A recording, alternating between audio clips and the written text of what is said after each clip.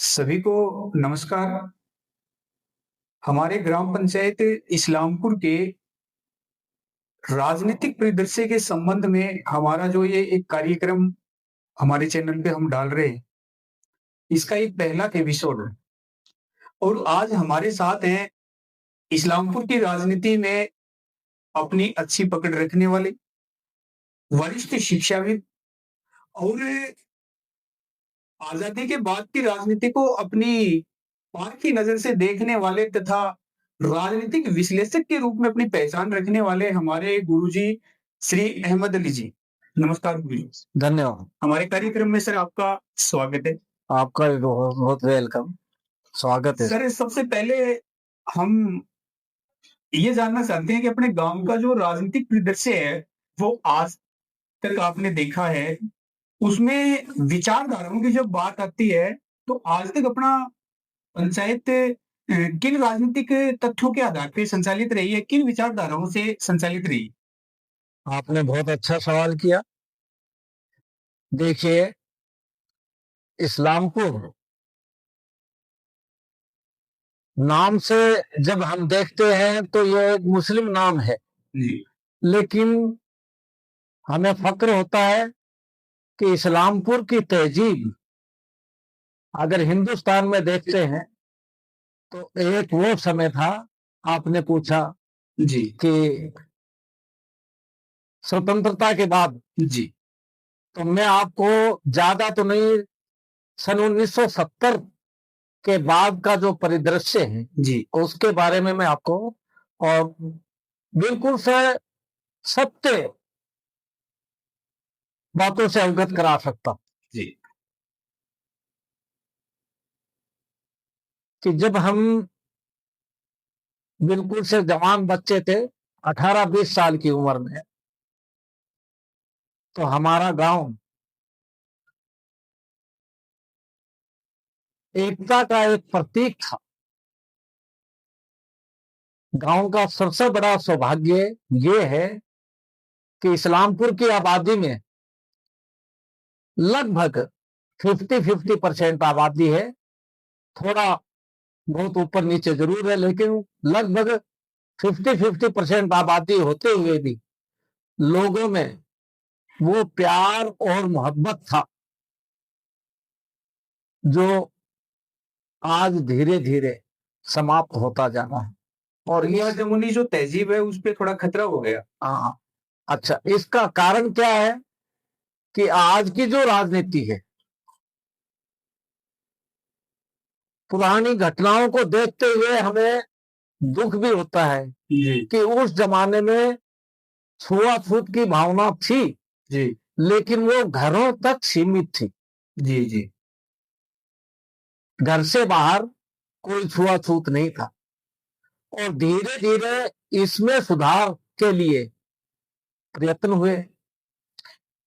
और इसके बारे में मैं आपको एक ऐसे शख्स के बारे में बताने जा रहा हूं जी कि हमारे गांव में एक श्री उमाकांत जी शर्मा थे, जो विचारधारा से कम्युनिस्ट जी पार्टी को बिलोंग करते थे।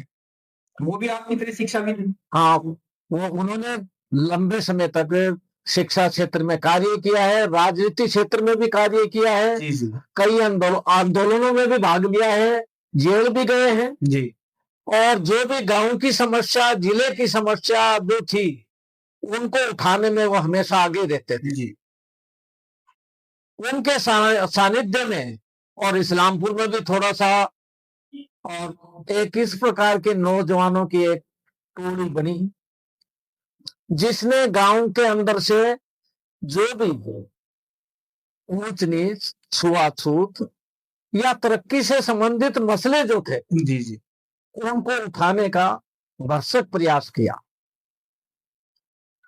हमारा एक साथी था विनोद पारी।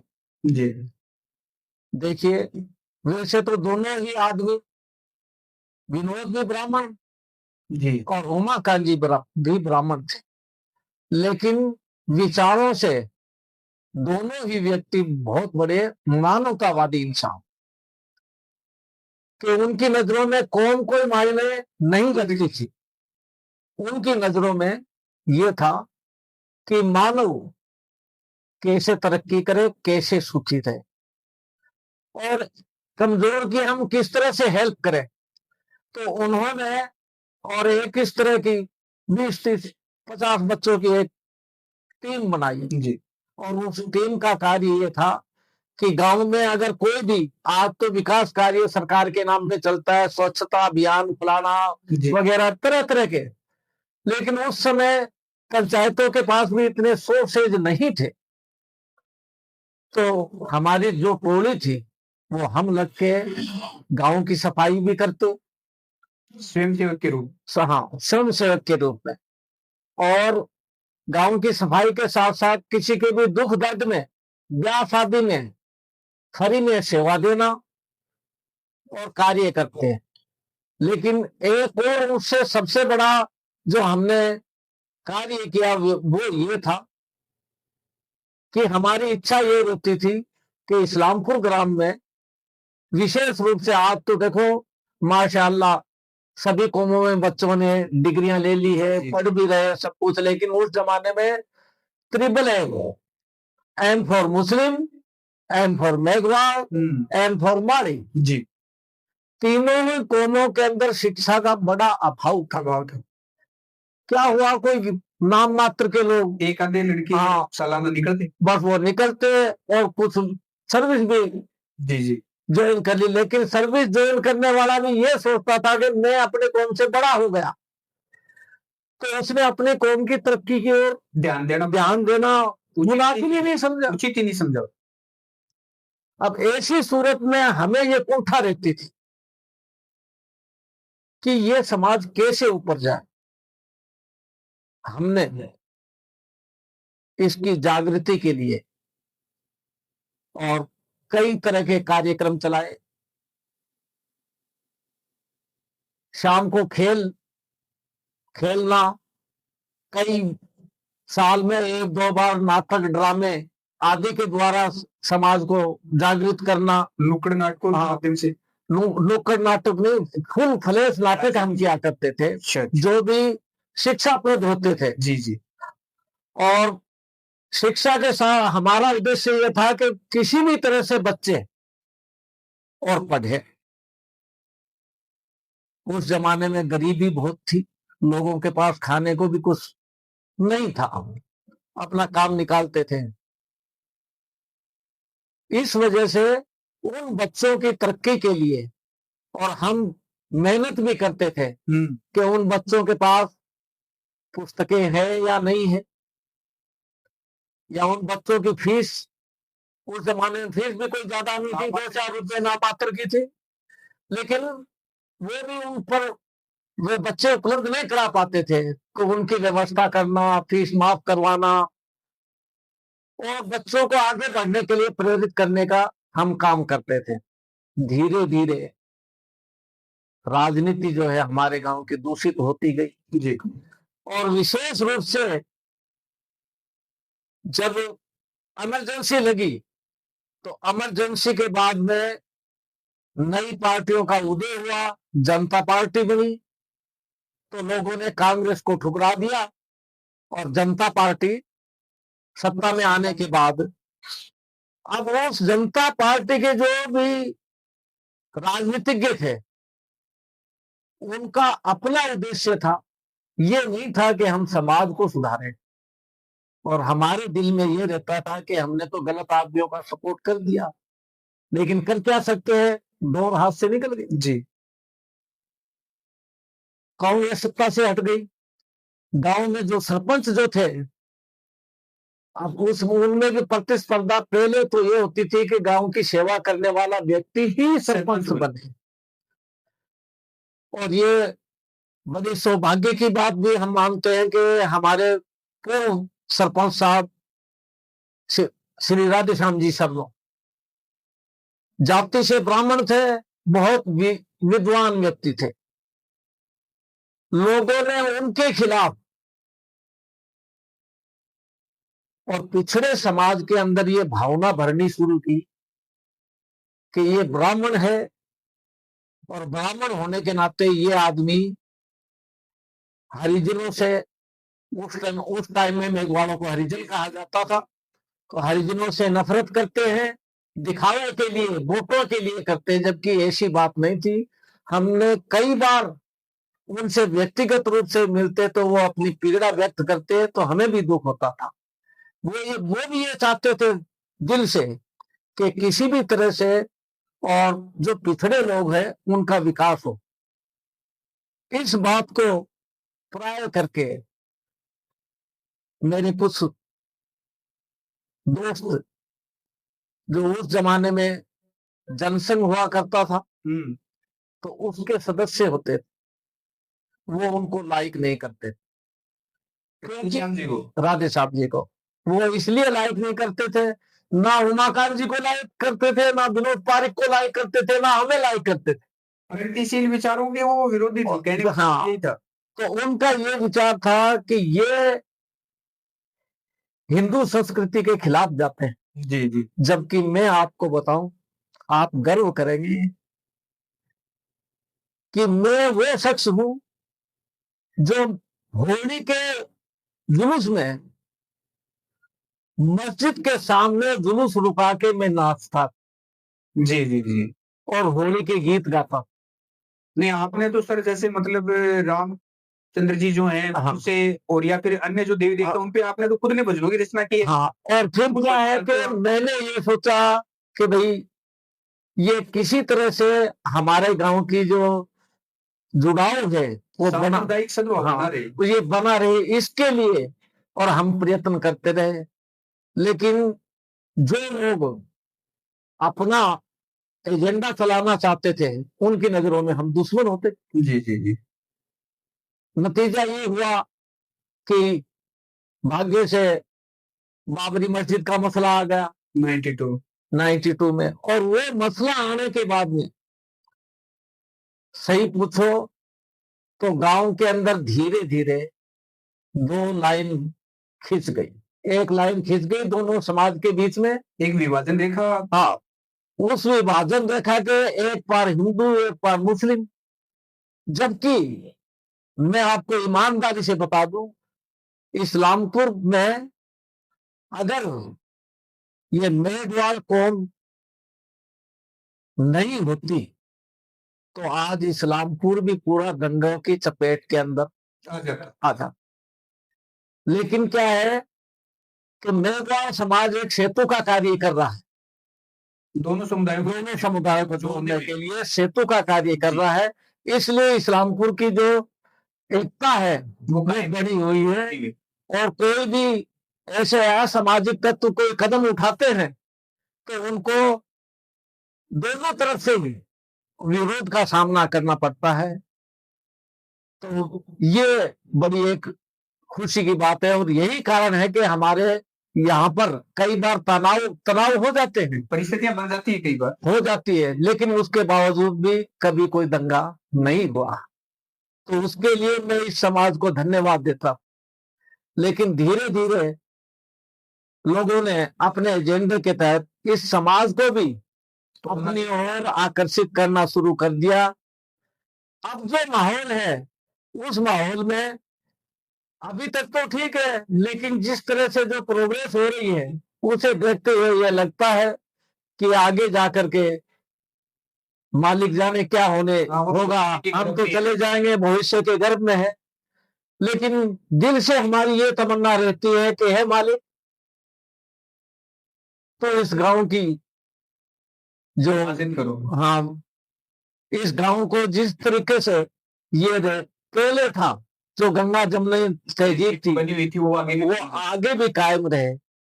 मेरी हार्दिक अभिलाषा यही है। मुझे आपने इस्लामपुर के इतिहास में जो अपनी गंगा जमुनी तहजीब रही है उससे सर हमें अवगत करवाया, लेकिन गुरुजी साथ साथ हमें ये बताइए कि अपने जो यहाँ की जो पंचायतों का गठन हुआ है उनमें विकास की रूपरेखा आखिर कहाँ अटक गई कि अपना इतना बड़ा धन्ना सेठों का गांव होते हुए अभी तक वो प्रगति नहीं कर पाया जो इसको करनी चाहिए थी। तो आपने बहुत अच्छा सवाल पूछा। देखिए कि पहले पूरा समाज भूखा था जी, और कुछ चंद लोगों के पास पैसा था जिनको हम धन्ना सेठ कहते हैं जी। और उनकी पहुंच जो थी वो स्वर्ण कास्ट तक ही सीमित थी। उनमें भी एक अपवाद है, जैसे हमारा गांव का नगर सेठ कहूं तो कोई अतिशयोक्ति नहीं होगी कि सागरमल जी सेठ जी, तो वास्तव में वो पूरे गांव को अपना गांव मानते थे और उन्होंने हर क्षेत्र में हर कौम के लिए उन्होंने कुछ न कुछ किया। लेकिन बाकी जो दूसरे जो और धन्ना जो सेठ थे उन्होंने सिर्फ अपनी कौम के लिए, अपने मजहब के लिए, जी, अपने धर्म के लिए, चाहे वो हिंदू हो चाहे मुस्लिम हो, मुस्लिमों ने अपने धर्म के लिए और जो स्वर्ण कास्ट के थे उन्होंने अपने कास्ट वगैरह के लिए उनके लिए कार्य किए। और इस वजह से क्या है तो थोड़ी सी तरक्की धीमी गति से हुई, गांव पिछड़ता चला। लेकिन पंचायतों का जहां तक संबंध है गठन में पहले लोग केवल सब पिछड़े हुए थे और जो पढ़ा लिखा तबका जो था जी, और विशेष करके जो गरीब तबके के लोग हैं वो ब्राह्मणों को विशेष इज्जत देते थे। जी, जी, तो राधे श्याम जी को उन्होंने चुना, वो लंबे समय तक सरपंच भी रहे, लेकिन उन्होंने अपनी हर संभव कोशिश से और गांव में तरक्की की कोशिश की जितना उनसे हो सका। उस समय इतने आय के साधन नहीं थे। उसके बाद में दिसंबर जी सरपंच साहब भी आए तो उन्होंने भी संतुलन बना के रखा। जी, बुद्धराम जी सरपंच आए तो उन्होंने भी संतुलन थोड़ा बना के रखा। लेकिन सन 95 के बाद में एक ऐसी रेखा खिंच गई कि पार्टियों के सरपंच होने लगे। जी, पहले सरपंच गांव के हुआ करते थे, अब राजनीतिक परिदृश्य से आने लगे। अब राजनीतिक परिदृश्य कभी ये कांग्रेस का है और ये बीजेपी का है, जी, जी, या ये कम्युनिस्ट है, और वहीं से जाकर के और गांव की जो आप तरक्की की जो बात कर रहे हो, विकास की जो बात कर रहे हो, वो सीमित क्षेत्रों तक सीमित हो गए, अटक गई। तो इनमें जैसे मान लीजिए गुरुजी की जो अपने सरपंच अब तक बने, क्या उनकी इच्छा शक्ति की भी कमी रही है क्या? बिल्कुल, इस बात को मैं बिल्कुल मानता हूं कि सरपंच जो भी है वो आज का जो जमाने में सरपंच वही काम करता है कि मेरे को वोट कौन देने वाला है। वोट बैंक के लिए वो वोट बैंक के लिए तो उस एरिया में तो वो काम कर देते हैं। जी, जी, और उसे ये मालूम होता है कि यार ये मेरे आदमी नहीं है, वो इलाका पिछड़ा रह जाता है। अब उनमें अपने गांव का भी मैं नहीं बल्कि मैं आपका भी पूछना चाहता हूँ कि जैसे कोई ऐसा कोई पॉइंट रहा है कि अपने से कहीं ना कहीं कोई ऐसी चूक रह गई हो कि अपने को किसी पंचायत इलेक्शन में अपने हाँ मैं समझ गया, ये था उसको। हाँ मैं आपकी बात समझ गया। देखो शायरमल जी, मूल बात क्या है कि इंसान जो है सबके बारे में सोचना इंसान ने बंद कर दिया, अपने आप के बारे में सोचना शुरू कर दिया। जी, जी, इसलिए योग्य व्यक्ति जो है उसका चुनाव नहीं हो पाता। और जो थोड़ा सा पैसे वाला है या जिसके पीछे कास्ट की बैकिंग है, कौम की बैकिंग है, धर्म की बैकिंग है, उनको अवसर मिलता गया, जबकि वो योग्य नहीं है इसके। जाति और धर्म ने गांव के विकास को अवरुद्ध कर दिया। बिल्कुल से ये बात जो आप बिल्कुल सही बोल रहे हैं कि जाति और धर्म की राजनीति ने गांव के विकास को अवरुद्ध कर दिया और इसका हमें बड़ा दुख है। तो सर आप इस्लामपुर के विकास के संबंध में भविष्य में क्या उम्मीद रखते हैं कि अपने गांव का विकास कैसा होगा? क्या इसमें कुछ सुधार होगा? देखिए, गांव का विकास आज के नौजवानों के कंधों पर टिका हुआ है। जी, जी, अगर नौजवान अपने पैरों पर खड़े हैं और अपनी ईमानदारी और चरित्र निर्माण के साथ, जी, अगर आज का नौजवान अपना चरित्र निर्माण कर लेगा और अपने पैरों पर खड़ा हो जाएगा, जी, तो किसी की ताकत नहीं है गांव की तरक्की को रोका जा सके। जी, जी, सरकार मदद करे या न करे, गांव में भी इतने सोर्सेज हैं कि अपन गांव का विकास कर, हाँ हम गांव का विकास कर सकते हैं, लेकिन उसके लिए यूथ को अपने चरित्र का परिचय देना होगा, अपनी ईमानदारी का परिचय देना होगा और शिक्षा के प्रति भी समर्पित होना समर्पित होना, तब जाके कहीं गांव का विकास संभव हो पाए। तो आज हमारे साथ थे गांव के वयोवृद्ध और मैं महान व्यक्ति तो इसलिए बोल रहा हूँ क्योंकि हमारे नहीं हुए भी गुरु अरे मैं तो तुच्छ इंसान हूँ भाई। इसको कोई अपन नकार नहीं सकते। हाँ। हमारे साथ गुरुजी श्री अहमद जी थे। इन्होंने हमें गांव के ऐतिहासिक परिदृश्य, राजनीतिक परिदृश्य, गांव की गंगा जमुनी तहजीब, उन सब के बारे में बताया और गांव के विकास के भावी भविष्य को लेकर युवा वर्ग से जो अपेक्षाएं जाहिर की हैं, मैं इस्लामपुर के युवाओं की तरफ से गुरुजी को आश्वासन दिलाना चाहता हूं कि युवा इस बार आपकी आकांक्षाओं पे जरूर खरा उतरेगा।